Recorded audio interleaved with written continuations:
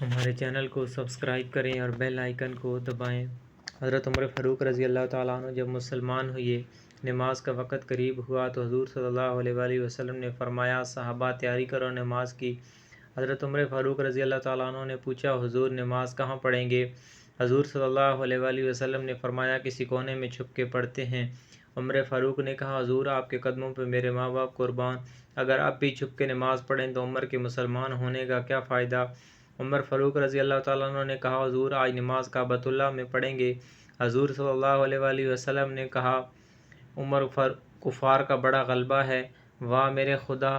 عمر فاروق گھوڑے پہ سوار ہو کر مکہ کے چوکوں پہ جا کر، گلیوں میں جا کر اپنے گھوڑے پہ سوار ہو کر چلتے ہوئے یہ اعلان کیا کہ مکہ والو آ جاؤ، آج میں کلمہ پڑھ کے محمد مصطفیٰ صلی اللہ علیہ وآلہ وسلم کا غلام بن کر آیا ہوں۔ آج ہم کعبۃ اللہ میں نماز پڑھنے جا رہے ہیں۔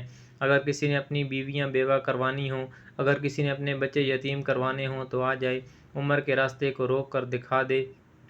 خدا کی قسم، جب عمر فاروق رضی اللہ تعالیٰ عنہ مسلمان ہوئے تو مکہ کے کافروں نے گلیوں میں نکل کر ماتم کیا کہ ہائے آج آدھا مکہ ہم سے چھینا گیا۔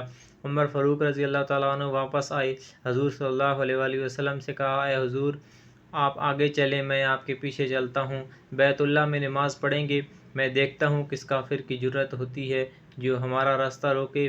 بسلامت بیت اللہ کے دروازے پر پہنچے۔ جب بیت اللہ کا دروازہ کھولا تو میرے نبی صلی اللہ علیہ وآلہ وسلم نے خوشی میں نعرہ تکبیر خود بلند کیا۔ اللہ اکبر کی صدا مکے میں پہلی بار باریوں گونجیوں کے کفر میں گر پڑے، بیت اللہ کو بتوں سے پاک کیا اور مسلمانوں نے کھلے عام عبادت کی، اسلام کو طاقت ملی۔ اور جب میرے نبی نے مکہ سے ہجرت کی، اس وقت بھی عمر فاروق رضی اللہ تعالیٰ عنہ نے انوکھی ہجرت کی۔ سب سے پہلے بیت اللہ کا طواف کیا، پھر گھوڑے پہ سوار ہوئے اور مکہ کے گلیوں میں اعلان کیا کہ آج میں ہجرت کر کے جا رہا ہوں مدینہ اپنے محبوب محمد مصطفیٰ صلی اللہ علیہ وآلہ وسلم کے پاس۔ اگر کسی کافر میں جرأت ہے تو عمر کے راستے کو روکے۔